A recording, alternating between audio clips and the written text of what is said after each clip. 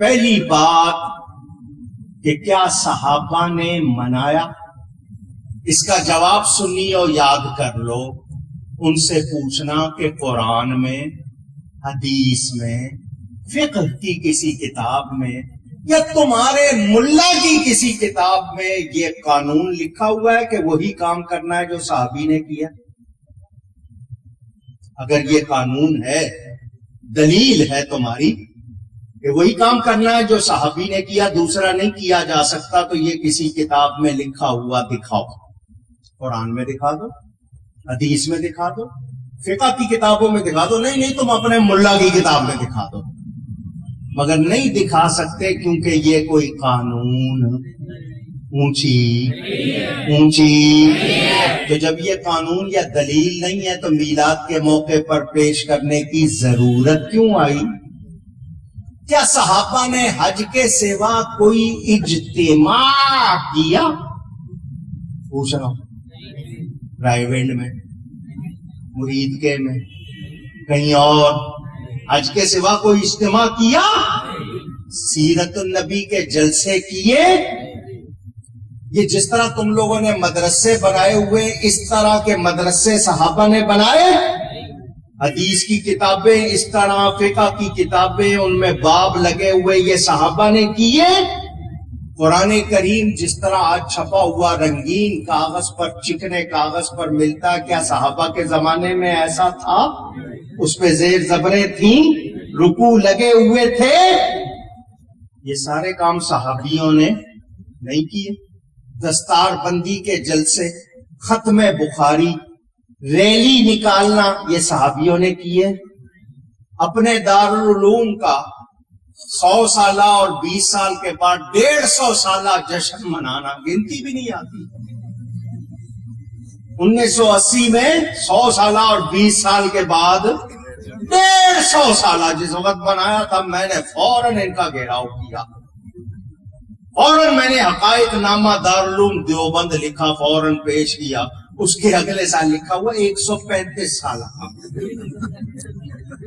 کچھ پہلے 150 منا چکے ہو، نیچے آئے ہو یا؟ اچھا، مجھے بہت خوشی ہوئی جب انہوں نے 100 سالہ جشن منایا، تو مجھے بہت خوشی ہوئی. لوگ کہنے لگے کیوں خوش ہو رہا ہے؟ میں نے کہا 2 وجہ ہے. ایک تو یہ کہ انہوں نے جشن منایا، پتہ چلا جشن منانا جائز ہے.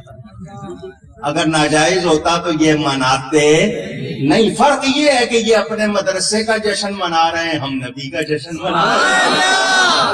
ایک بات.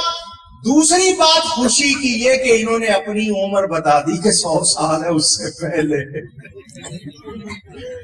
سے پہلے یہ لوگ نہیں تھے. ہم تو 1400 سال سے چلے آ رہے ہیں.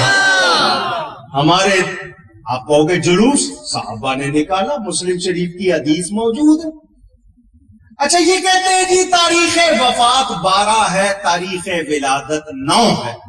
میں نے کہا منظور. آؤ تم ہمیں فتویٰ لکھ کے دے دو کہ 9 تاریخ کو منایا کرو، یا یہ فتویٰ لکھ کے دے دو کہ 9 تاریخ کو منائیں گے تو اس کو ناجائز نہیں کہیں گے. اچھا چلو، تمہارے نزدیک 9 تاریخ ہے، تم 9 کو منانا شروع کر دو. تاریخ کا جھگڑا ڈال کے ہمیں روک سکتے؟ عجیب. وفات کی تاریخ 12. میں نے کہا تمہارے بڑوں نے لکھا ہے 12 نہیں ہے، تمہارے بڑوں نے لکھا ہے 12. میری کتاب اسلام کی پہلی عید موجود ہے، وہ پڑھ لینا. تھانوی نے اپنی 3 کتابوں میں یا 4 کتابوں میں لکھا ہے کہ وفات کی تاریخ 12. نشر الطیب میں لکھا، فتاوی امدادیہ میں لکھا، حفاظات یومیہ میں لکھا، ابوالکلام آزاد نے لکھا. شبلی نعمانی نے سیرت النبی میں 3 صفحے جدول بنائی، ثابت کیا کہ 12 تاریخ وفات کی. پہلے اپنے گھر میں طے کر لو، ہم سے بعد میں لڑنا. زندہ باد. کہتے ہیں وہ وفات کی تاریخ ہے، تم نبی کا جشن مناتے ہو وفات کے موقع پر، کیا تمہیں وفات کی خوشی ہے؟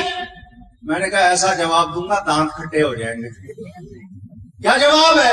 وفات کا جشن وہ منائیں جس کے مر گئے، میرا نبی تو زندہ ہے. اور حیاتی مماتی تو ان میں بھی ہیں، آپ کو شاید پتا نہیں ہے، ان میں بھی حیاتی مماتی، جو حیاتی ہیں وہ مماتی کو کافر کہتے ہیں، جو مماتی ہیں وہ حیاتی کو، ان میں بھی ہیں، آپ کو پتا نہیں ہے؟ ہاں یہ بڑا مسئلہ ہے، ہم بھید جانتے نا، اسی لیے ہمارے پاس آتے سنی کو پکڑتے، سیدھے سادے سنی کو، ادھر آ دیکھنا 12 تاریخ وفات کی تھی، حضرت فاطمہ رو رہی تھی، صحابہ کا غم سے برا حال تھا، تو نے قمقمے لگائے، وہ سادہ آدمی ڈر جاتا ہے، بیچارے کو پتا نہیں، ہمت ہے تو میرے سامنے آنا، ماں کا دودھ دیا ہے تو